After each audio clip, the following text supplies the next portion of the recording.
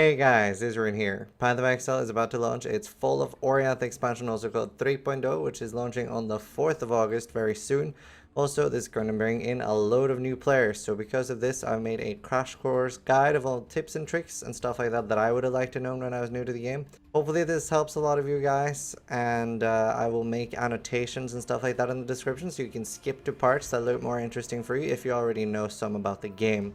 Hopefully you guys enjoyed this video, and thanks for watching. Now, when you go to create a new character, you get the options between some leagues. You have standard and hardcore, they can be toggled there, and then you have temporary leagues.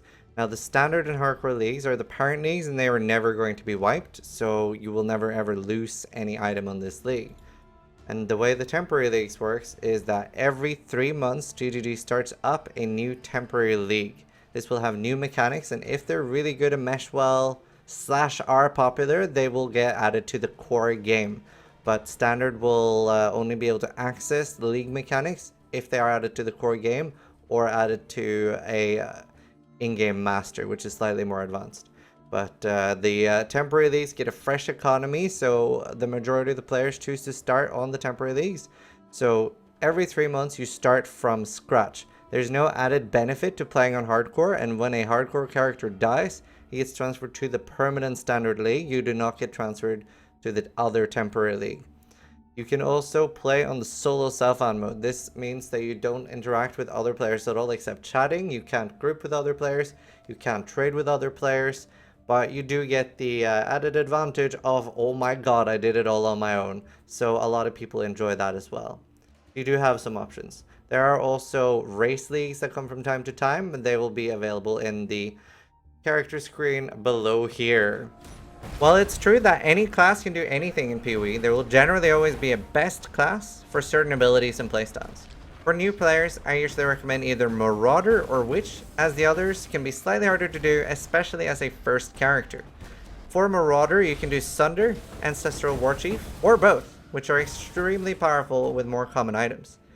Witch can do things like Flame Blast Totems, Firestorm Selfcast, or Summon Raging Spirits, and I'll post links to the build guides that I do have available for those already, and I'll make more guides on YouTube before the expansion launches. Each class also has 3 Ascendancy changes. These are more detailed in build guides, but basically you do a Labyrinth challenge, and upon completing it you gain upgrades that I'll go into later. The Scion class, which you unlock late in Act 3, only has 1 Ascendancy class, but it lets you pick from other classes, making the Scion a jack of all trades. Unlocking Scion is permanent and you never have to do it again. Now, once you get your first level, you can open the skill tree by clicking the P hotkey. And this can be quite an overwhelming experience for a lot of new players. The skill tree is massive, but it is actually a lot less complicated than it looks. There's so many build guides and stuff like that to help you figure it out. And if you are trying to do it on your own, you have the Control F feature to search. You need to build a skill tree, and you need things like you need to balance your defenses and your offense. You generally always level as life, and you want to pick up damage nodes as you go. And you don't want to pick up too many travel nodes. Now, travel nodes are either strength, dexterity, or intelligence. These are also needed to wear items as well. And there are actually builds built up completely around focusing on stats. You can see these smaller nodes here are just called normal nodes, which are either a small benefit or a, as I said, stat node. Then you have notables. These are usually slightly stronger than the normal nodes. And then you have keystones. Now, keystones can change your character completely. So for example, Resolute Technique makes it so your character's hits cannot be evaded. Normally you need to build accuracy so monsters don't evade your attack. But the cost of picking up Resolute Technique is that you never deal critical strikes. Now another example is Point Blank, which makes your projectiles deal up to 50% more damage to the start of their movement, and they'll deal less damage the further they're away. So say you're a fireball character and you're standing in melee range of the character, it's going to do more damage the closer it is. If you're far away, it'll do less damage. And this is a good point to bring up more versus increased damage in Path of Exile. Now, if you have the Fortify gem and the increased melee physical damage gem, you can see that both of them will increase your character's melee damage. However, what isn't explained very easily is that more damage is a multiplier for your damage, and increased is just additive. So the TLDR is that more is amazing, whereas increased is just slightly increased damage. You can play around and make your own build from start, but most people find that their first build is pretty bad because it's pretty hard to know what you're doing and what nodes are actually good. So because of this, a lot of streamers, myself included, make build guides, and I'm going to be linking to some in the description. There are also a Path of Exile build forum, so if you go to pathofexile.com and open up the index forum, then you can check out class builds there, and a lot of them are very good. If you are going to be making your own build, I recommend making heavy use of the search feature. Figure out what nodes have other nodes close to them. You don't want to travel very far on the tree just for one node that might benefit your build if there's another spot that has multiple nodes close together that you can take. You start off the Twilight Strand once you've created a character, and here you can see your default weapon. You pick that up and you start attacking the zombie, which will drop your first active skill gem. Now, something that is quite nice to do early on, make sure you've socketed the gem as well, is to change your default attack on mouse button 1 to move only. This makes you not get stuck on a lot of mobs while trying to move past big groups, and your auto attack will always be used once you're out of mana anyway. Generally, you don't use auto attack a lot. Once you get halfway through the Twilight Strand, you'll find a large chest which has your first support gem. Support gems don't do anything on their own, but once they are linked to an active gem, they'll modify that ability. If you see here, we have 2 sockets and they're linked together. The more it links on an item, the rarer it is. So they are linked together now, and Arcane Search will then give me a benefit on my fireball. Once you've finished killing Hillock, make sure you loot everything, and then you assign a skill point before you're allowed to continue onwards. So here we have a fireball, and if we attach lesser multiple projectiles to that, we'll now shoot 3 projectiles instead of 1. If I then add in chain, these projectiles will go between monsters. Just a level 1 gem, and I can't actually do damage with this character, but you can see that the projectiles are moving between the mobs. We can also now put it on a totem. That makes it so that the totem, which I can actually summon 2 off, by default you can only summon 1. You can now start shooting between the monsters. These are low level gems, so it's not doing a lot of damage, but you can see that there's a lot of cool things you can do with the Path of Exile skill system, and there are tons of different combinations. It's important to note that a blue gem will go in a blue socket, green in a green, red in a red, and white sockets can have anything. So this is a 6 linked item, which is no defensive abilities at all, but it lets you have more links, and usually a 6 linked item is quite rare and expensive. And a good way to see that your links are working is on the tooltip. So you can see here that it gets a little L there for lesser multiple projectiles. When I put in chain, it gets a C. If I put in increased critical strikes, etc. So it's very important that they are linked together. In Path of Exile, there are several different rarities of items. So you start off with white, and then the most common is magic. This is also called a blue item. Then you have the rare items, also a yellow, followed by unique items, which is the rarest. Now, there are no set items in Path of Exile, which initially I didn't like because I came from like Diablo 2 and stuff like that. But it actually promotes a lot more build diversity where everybody won't have the exact same item, which is pretty cool. And a lot of uniques aren't necessarily the best items you want to go for either. A lot of the times they can be beat by well-rolled rare, and sometimes they're just a build enabling unique. So rare items are definitely worth checking out.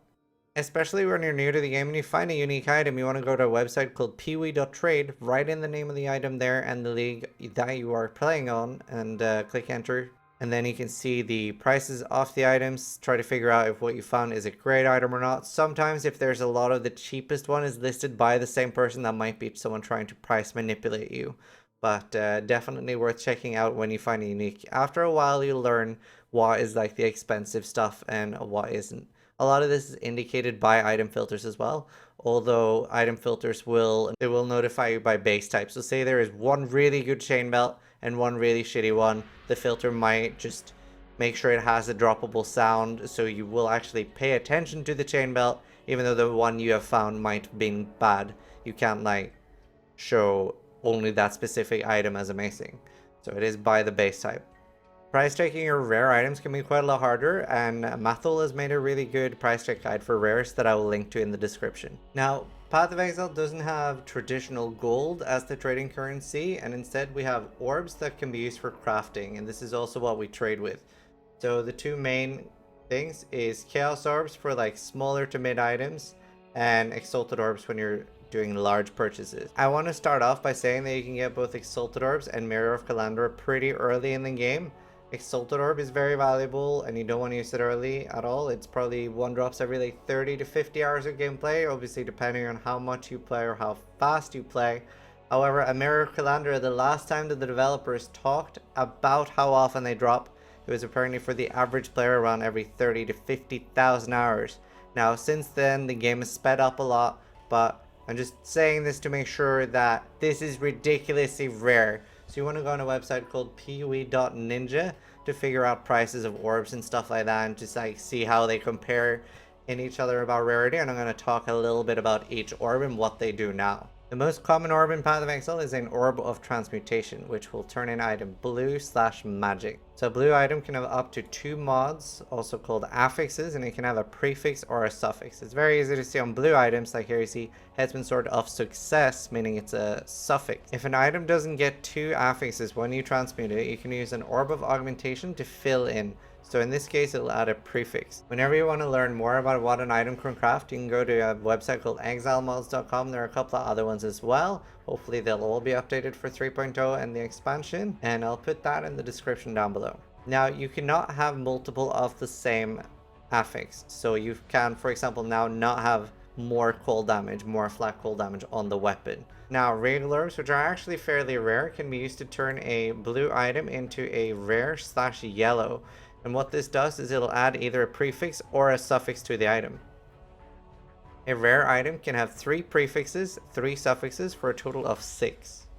Now, while regular orbs are pretty rare to actually find, they are also fairly cheap because there is a vendor recipe you can use at high levels. So they are usually 1 or 1.5 chaos each league. Now, an Orb of Alchemy will turn a white item rare, and it'll have at least 4 affixes. And they're fairly cheap as well, and you can use a lot of those while leveling your character. Scourings will turn a rare item white. A Chaos Orb will reroll a rare item with giving it at least 4 stats. However, some mods can be hybrid mods. For example, item rarity can both be a prefix and a suffix, sometimes making it look like the item only has 3. Orb of Chance can turn your item either magic, rare, or unique if there is a unique for that base type. Now, a Blessed Orb will reroll the implicit. So if you see the implicit on this topaz ring is the lightning resistance at the top, which goes from 20 to 30. So when I use this Blessed Orb on it now, it'll reroll that value. A Divine Orb will reroll all the things below the implicit, or like all the affixes off an item. They cannot be rolled outside of their tier. So say for example a ring has 73 life, that tier can only go from 70 to 79. So you can't reroll a ring that has 2 life up to 70. So they are within like set tiers. And again, you can see these at exilemods.com. Orb of Regrets can be consumed for giving you a passive skill refund point. So you can like say you made mistakes in your skill tree, stuff like that. It can also be used for some vendor recipes, which I'll talk about later. Now, a Val Orb or Angry Red Science Orb can be used on items to change the implicit that we just talked about, for example, in the Topaz ring. However, something that can also happen is that it bricks the item, which makes it basically ruins the item. So if you use it on an item and it doesn't change the implicit, one of the things you can do is reroll it like a rare and turn it into a random 6 mod item. Now, say you're using this on a really good 2-hander you've got, it can make that into a really bad 2-hander that you can no longer use. So it's a very risk reward thing, but it can give you really amazing things like plus weapon range, or on an amulet it can give +1 curse. Very, very heavy risk reward, but also very scary. And if you don't have anything to replace the item, or you can't afford to lose it, then don't use it. Now, Val Orbs can also be used on gems. So something you can do is say you level a gem up to level 20, that is the max level for gems. However, a Val Orb can increase the gem level by 1, turning it into 21. Now, something important to note about corrupted items is that they cannot be further changed. You cannot add quality to them. You cannot use any other orb of currency on them. The only exception to this is a master called Varici can, while you have them at level 8, it can change the colors and the sockets of the item. However, this is very expensive and it usually takes players quite a while to upgrade this master to level 8. Now, jewelers reforce the number of sockets on an item, and it's completely random until it hits max sockets. So once this Volax would hit 6 sockets, it would stop even if you're just spam clicking. You cannot roll over 6 sockets. Now, once you've gotten, like, for example, 5 here, you can use Orb of Fusings. A 5 socket 5 link will stop automatically, or a 6 socket 6 link will stop automatically. However, if you are spamming fusings on a 3 link or a 4 link, whatever, it will not stop. So generally, you only spam on a 6 socket when you're trying to get a 6 link, and that can never be rolled over by Orb of Fusing. Now, generally, it is pretty rare to get a 6 link. It's approximately around 1200 fusings to get one. You can definitely get one faster than that, but it can also take a lot more. So you could end up using 2, even 3000 fusings without that being too uncommon.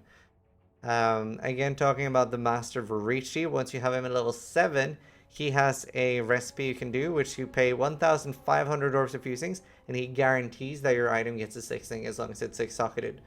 Now, I generally don't recommend doing this because on average you do get less than 1500 fusings used.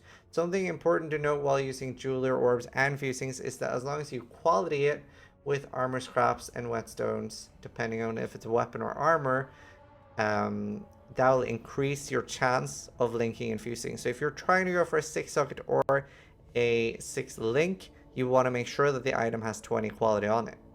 Now, chromatics change the colors of an item, and they are based on the base stat of an item. So say you're trying to color something with, like here, 83 strength and 99 int, it'll have a bigger chance of blue sockets, a decent chance of red sockets because of the strength, and etc. If you have a dexterity item, that'll have a bigger chance, a significantly bigger chance of green sockets. We use something called the Varici calculator, which I'll link to in the description. So you just enter the amount of sockets and stats on the item, and then you write in what desired colors you have, and it'll calculate what is the best method for you if you want to do it manually or using the Varici Master. Now, I'm going to explain an alternative way of coloring things, which is more advanced, but I feel like it saves so much currency that it is worth explaining early on. So, as I mentioned, off colors on items, like for example, if I want red or green colors on this int item, that'll cost a lot more than normal. So say, for example, I'm really desperate to have this int item be 4 red, there is actually a decent way of doing that. So you start off by doing at least 2 red sockets from the Varici workbench. Now you're hoping for a 3rd or 4th red instantly, and that would be great, save you a lot of time, but you most likely aren't going to get that. Now you're going to do 2 sockets, and then that will keep those 2 sockets red. Now when you craft 3 sockets, it'll randomize the new one. So you keep repeating this until you get, like, say you need a green or a red, and then eventually you will get that. Now, for example, say you really wanted this item to be 3 red, 4 green, then this is a lot cheaper than using the chrome. So if you look it up in the Varici calculator, it'll cost a large amount. Usually, jewelers are pretty cheap in these, and chromes can end up being pretty expensive. But yeah, in general, this is a lot cheaper than how you would normally do it. So here you have blacksmith whetstones, armor scraps, glass blower baubles, and cartographer's chisels. Now, they all increase the quality of an item that they're meant for by 1% if it's a rare item, 2% on a blue item, and 5% on a white item. So once you get to the endgame mapping stage, for example, you want to use 4 chisels on a white map. You generally never use 20 chisels on a rare map. That's not worth it. Same with, like, if you can quality the item while it's white, if you know it's like something you're going to craft heavily on or you're going to use it, definitely do that. If you've already found an amazing item that you're going to use for a long time, it's usually worth putting 20 quality on it. Now, silver coins drop anywhere, and they're part of the more intricate prophecy system which is in the game. I have a separate video on that, which I will link to in the description. Now, an exalted orb works on rare items, and say you have a great item with 5 mods on it, and you're very happy with these, but you know that you can get another really good mod. You can use an exalted orb and hope that it rolls that mod that you're looking for. So it's mostly used for endgame crafting. It's also used in some recipes as well, and master crafting, which we'll cover later. So generally you don't use this at all as a new player. Usually it's better off being traded. And now what a mirror calandra actually does is it creates a mirrored copy of an item. So say somebody, especially on the standard league where people put large amounts of time into crafting, when someone has crafted a perfect item, now generally they don't want to sell this item, but what they will do instead is they'll set up a mirror service. Now, for example, say I'm running a mirror service on a perfect axe, then I will offer you the chance to, you can like save up and buy a mirror and you can mirror my item for a fee. So instead of selling the entire original, I would just let you make a copy of my item. And now I bet you're thinking, well, can't I just have other people copy my copy? Well, no, no currency orb at all, with no exceptions, can be used on a Mirror of Kalandra. It cannot be changed at all. There are very few items in the game that are worth mirroring. It's not something most people will ever do. I've actually never mirrored an item for myself. I have done mirror services for other people, but very rare, as I said earlier. Generally, you're better off selling these and buying a heap load of items instead of focusing on one perfect one. Now, sextants are a little more complicated and I don't feel like we need to cover those now. They're more of an advanced thing for mapping later on. I want to quickly brush on essences as well. They're basically alchemy orbs where they guarantee one stat on the item. So this is the lowest Whispering Essence of Contempt. If you use that on a one-handed weapon, it'll give guarantee 1 and then to 2 or 3 physical damage on the weapon. If you use it on a glove, it'll give 1 to 2 physical damage. And they get better the higher essences you get.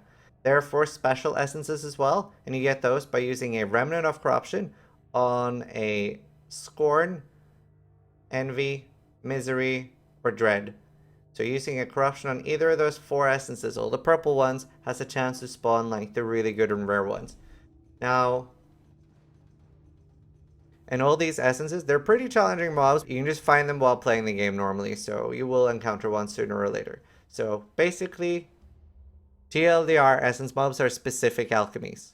Divination cards in PoE are sets of cards that you can collect, and once you've, like, for example, this one has 5 in it. Once you have all 5, you can hand them in to Tsune in Act 4, and it'll give you the reward specified on the card. Sometimes it's not very specific, so for example, this one can give any other divination card, and there will be some for specific uniques, some for specific base types, and then unique, so a unique ring. And if you're wondering what the rewards are or where they drop, you can Google, for example, Path of Exile, the Gambler, and you'll be directed to the Gamepedia article. Masters in Path of Exile are NPCs spread all around the world. You'll find them randomly whenever you're entering a new area or a map, and you can do their mission. And I just want to make a point that Vegan, a master, has a mission where you want to fight him one-on-one, like a duel. And it can be a little confusing, but you can actually die on hardcore and lose your character to this master, even though it is a friendly NPC. Once you get a master to level 3, you can create a hideout, and then once you get it to level 5 and 7, you can further upgrade it. And each master has their own crafting bench. Zana has the map device as hers. And for example, this is Elrond's. And once you put an item in the crafting bench, you can add 1 stat. You can never have more than 1 master crafted mod unless you use Elrond's special, which is craft multiple mods, which also takes up a slot on its own. So again, more advanced master crafting, but masters are very, very good to get to like level 3 to 5 pretty early on. So you can add like resists to your rings, resist to your armor. I don't want to go too much into masters because that could be like a 20-30 minute video on their own, but they're very handy. Usually I recommend leveling at least Elrond and Haku, and then you can choose one of the other ones depending on what you play. Definitely get Elrond and Haku up though. Now, while you're playing through the game, you don't want to use too much currency. You don't want to try to upgrade your items like every new level. Now, generally what I do is I use as little as possible, and you want to identify a lot of rares and try to get as many upgrades as you can. But one of the important things that you want to do while leveling is sell a lot of identified rares so you get more alterations. And early on you want to try to get a instant or half instant. There's one that's called bubbling, and like half of it is instant. But just being able to like quickly react to taking heavy damage is very, very important for your survival early on. So I recommend using currency on that, especially for like harder encounters like in Act 5. Getting a potion with bleed removal when you're in Act 4 and you want to go onwards can be very important as well. Bleed does a lot of damage while you're moving. Especially when you are struggling on gear early on and you have a problem with progressing, don't feel bad about using alchemies. And especially essence orbs are very, very good because they scale with your level. So when you're level 60, you're generally going to be finding the higher essences. And you definitely don't feel bad by using the lower ones that you find early on. But avoid, as I said, don't use Chaos Orbs or Exalted Orbs if you can avoid it well early. They'll be very easy to buy big upgrades on PoE Trade. It's a lot easier than crafting your own items. There are a lot of very useful vendor recipes in the game, and what this means is if you sell a certain combination of items to the vendor, it'll give you something particular back in return. Now, one of these, especially for attack-based characters, can be the Rustic Sash physical recipe.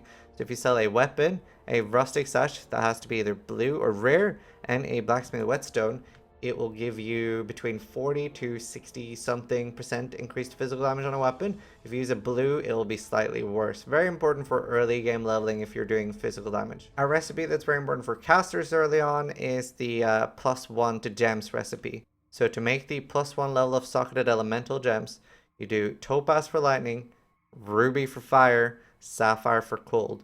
You sell these with a orb of alteration and the wand or a scepter, and that'll make those. If you want to make a +1 to chaos, you can buy the blight gem and a blue scepter.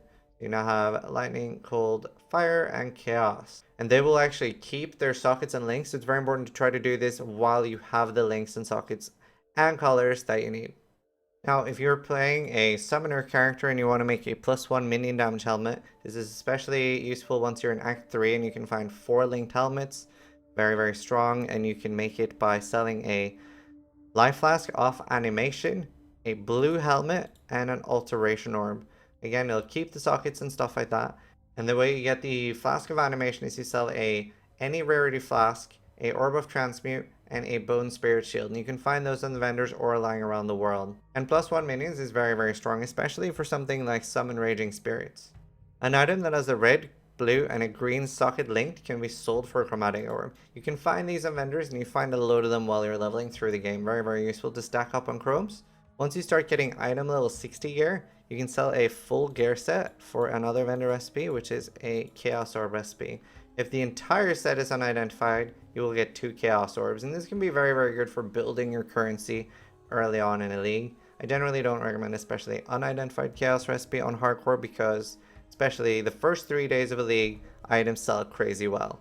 On softcore, the unID'd recipe is a lot better because it can be harder to sell things there when things never disappear. If you hold on Alt in the item and every item in your recipe is item level 75, you get regal orbs instead of chaos orbs. And that's the reason why they are so cheap, even though they are actually quite rare drops. Now there are a couple of useful gem recipes as well. If you accidentally level up a gem too far, you can de-level it 1 level by a scouring. You can de-level it to level 1 with a regret. So that can be something useful to keep in mind. And if you have a level 20 gem and you sell it with a gem cutter prism, it'll revert the gem back to level 1, but it'll give it 20 quality. And this is very, very good to do on your support gems. Once you've played through, you generally get that around level 92. Now another thing that's in the game, and this is the same for any item that has quality, if you sell items that together total of 40 quality, you'll get their parent like quality items. So for 4 maps totaling over quality of 40%, you will get a chisel. Same with baubles, gems, and armor and weapon items. If you're curious about more vendor recipes, I'm also going to link to the Gamepedia article in the description so you can check out and see if there's anything interesting for you. These are sort of the main ones.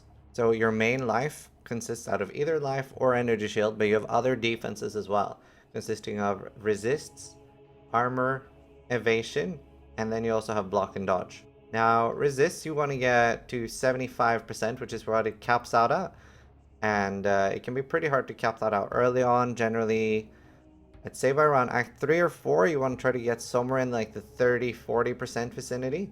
And then once you start completing Act 5, you want to try as hard as you can to get close to 75 or 75. Now you can get over that as well for more importantly in the end game, because other mobs can lower your resistances. So say this is your capped resistances, and that caps out at 75. And there are some items that will increase it to like 76, 77. So this is your overcapped resist, and that just doesn't have a cap. So you can have 130% here. And there are some items that actually work around that and give you bonuses for having overcapped resistances. But more importantly, that means that say you have 95 and you get cursed, it'll go below 75. So you can combat curses by having too much. Chaos Resist isn't that important, especially early game. There's not very many mobs doing Chaos Resist, and the Chaos damage in general is pretty low because it's not expecting you to have very high Chaos Res. If you ever manage to get like 0% or especially 60, you'll take very little damage from Chaos damage. The armor stat is really, really good early game, but it's also very confusing for new players and it's not good late game. And the reason for that is that armor has a linear scaling, where it's very good against white and like packs of monsters, so the small ones, but it's very bad against large hits. And this is because it has a linear scaling that 1,000 armor can never mitigate more than 100 damage. And the calculations are pretty confusing. There's a big article about it on the Gamepedia, but if you use a granite potion, especially early on, which gives you 3,000 armor, it'll give you a huge boost to this percentage physical damage reduction, but that will not be accurate. If it says 70% physical damage reduction, that will not necessarily reduce your actual damage from especially large hits by 70%. So you can't really trust that percentage. There are some exceptions like endurance charges and basalt potion. I do generally recommend a granite potion up until like the mapping stage of the game, because generally mobs aren't going to give you those large punchy hits. And basalt potion, as I mentioned, it's basically what you want to start using when you're in maps. The reason for this is if you take like a 1,000 damage hit, it'll actually mitigate 15% of the damage. Like, doesn't matter if it's a 10,000 damage hit or a 200 hit, it will always mitigate 15%. Endurance charges do the same thing, so 4% physical damage reduction per endurance charge. You don't have to worry if the hit is going to be really big or whatever, it's going to mitigate the same percent no matter what. There are some unique items as well, like Cloak of Flames, that will mitigate percentage based. It'll convert part of the physical damage you take to elemental damage. So if you have very high resists and you have 0 to no armor or very low physical resistance, then that's very, very strong. Evasion can be pretty good as well, especially if combined with the Acrobatics Keystone, which gives you dodge. Now, dodge and evasion are two separate things, and evasion's based on entropy, so things will eventually hit you. And then combining dodge, evasion, and the percentage-based mitigation like a basalt potion and a couple other things, so the hits that actually do go through still get mitigated enough that they don't one-hit you, and your character can just run through a lot of the content barely getting hit. Now, you can open the quest panel by pressing the U hotkey, and you don't actually need to talk to any NPCs to start the quest. Like, for example, you can go kill the Dweller in the Submerged Passage without needing to talk to like Tarkleigh or any NPCs, and then you just go pick up the reward when you're done. Same with the Fetid Pool. Nobody needs to tell you that it's there if you already know it. There are like a few things that you do need to talk to, like Clarissa on the way in City of Sarn, but generally you can do all the quests without having like talk to anyone until you go like, oh, by the way, I've done this thing for you, give me the reward. So that is pretty nice. There are some side quests as well, like the two I brushed upon here, that you don't need to do. This is more something you figure out over time, but you don't need to do every single quest. A lot of them will just be side quests. I do have a, I call it a boosting guide. It's for people playing in a party, so there are some tips and tricks where you can spread out, so like one person would start going here while the other is going here to save time. I'll link to that in the article if you are curious about how to play faster in a group. That's mostly for Act 1 to 4 currently. I do not have it updated for all the new 6 acts. In Path of Exile for items, we have something called a loot filter. This can be customized by yourself or created by someone else. And what it does is it'll make special colors and sounds on items. So for example, say Exalted Orbs, they're worth a lot, so you want like a special sound on those. And Chaos Orbs, definitely something you want to notice and pick up. And especially if like there's a particular item that you're looking out for your character, you can like make sure that's highlighted. Usually a lot more advanced, so generally you want to start off with someone else's item filter, and as you like learn more about the game, you can customize theirs or make your own from scratch. I usually use a version of Neversink's item filter, and they are fairly good for new players. I'll always say that the best filter will always be one made by yourself, because you'll know exactly what you need eventually. Neversink's Filter Blade website as well is very, very good for customizing your own filter. I will link to this and generally recommend that. There's quite a lot of other filters made by people that you can just find by looking around. I'm not familiar with that many. Generally, I will just use Neversink's structure and then customize it to my own liking. Now, as for how to install an item filter, you want to click on the Show folder, which will open the Path of Exile. It's under My Documents, My Games, Path of Exile. And then you see where you've stored your filters. I'll give you an example of how to download a filter. Now you go to Filter Blade, you just select the normal one, regular, it's just the basic filter. You click on download, and down here you can name your filter, so just NeverSync, maybe basic, and you click on download. Then you copy your filter in here, and if you're finding someone else's filter as well online, sometimes you'll have to copy paste it into, say, a .txt file. Then you need to make sure, go to folder options, view, and make sure the hide extension for no file types is not ticked. If you have that ticked, then .txt will not show, and you will not be able to change the file type to .filter. It will just stay as a text file. So make sure that option is off. Now, once you're back in game and you've loaded it, you can click reload, and you can see that your filter is here. You reload it there, save, and now we have that filter. So that's something you'll learn more how to do and customize later on when you're more familiar with the game. A couple of third-party things that are pretty important for the game. For example, PoE Trade is something it's very important to know about. Now, this is it's a completely safe website, and I really want to stress that after I heard a viewer of mine said that he'd been blocking and ignoring everyone, that he would be trading in the trade chat in game, and people would message him, well, why don't you use PoE Trade? Well, he would be blocking those people because he thought it would be like a real money trading website or something fishy, so he didn't trust it. However, this is a completely safe website, and the normal one people use for trading. So you can just type in, if you're searching for a unique item or a base type, just type that in here. It'll auto-complete for you as well. So Combs Heart, and it can be a little advanced learning how to use it, but I have a couple of trade guides as well. I'll link to some in the description. You can search for all the different mods and try to find what you need. Another one is exilmods.com. So we talked about this earlier, and for example here you can see like the different rules. So if an item level is item level 83, it can get the merciless physical damage.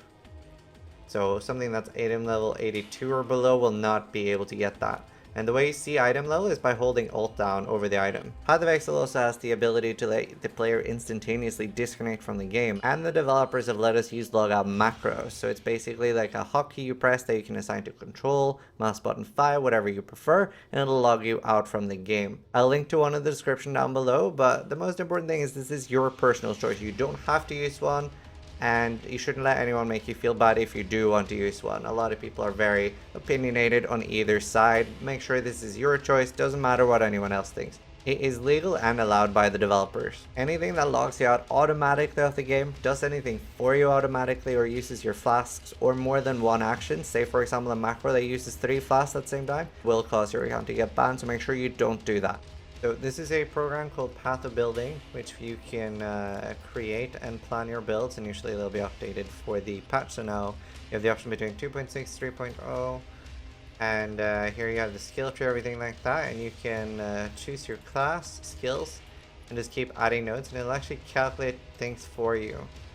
So you add your skills in here, items here. You can copy paste from in-game just by Control-C over an item in-game, and then create custom, and you'll just copy paste it in here. It's very straightforward. Then add to the build, and you can just select and build your character like that. You can also import existing characters, and then you can like check, for example, say if these nodes would be better than these nodes for actual damage. Very, very handy program to learn how to use as well. I'll put a link to this in the description down below. You start off the game by 4 normal stash tabs. They're just the default ones, and while it's true that you can hit level 100 and do all the content in the game while only having these, it can be a little bit tedious. And because of this, I recommend buying a currency stash tab, which holds each of 1 currency like this, and they stack up to 5,000, which is a lot more than normal. Normally, like a Chaos Orb would only stack in tens. So if you have it in a normal tab, it'll clog up a lot of space easily. It also has these random slots where you can put like league specific currency and new things that get added to the game. Very, very useful, and it'll save a lot of tab space with that. I also recommend buying at least 4 premium stash tabs, and this is like when you've like decided like this game is for me, I'm going to play it a lot. So I always thought of that as buying the game. The special thing about the premium stash tabs over the normal ones is that you can right click them, and they have the option of changing color, changing name, and you can also list them. So if you click on the public tab now, everything here will be listed in the Path of Exile API. So you can find those items now listed on PoE.trade after around 30 seconds to a minute. And you can also make a private indexer, which some people do, which can be faster than PoE trading. That's a lot more advanced, obviously. You also have the option of setting the price of all the items in the tab, or set the exact same price on the items in all the tab if you don't want people to haggle with you. Now, if you do have each individual item individually priced, you can right click each item and then price them. Say I want 5 Chaos Orb for this item, then you can see that later. Definitely a very, very useful feature, and I do recommend getting them.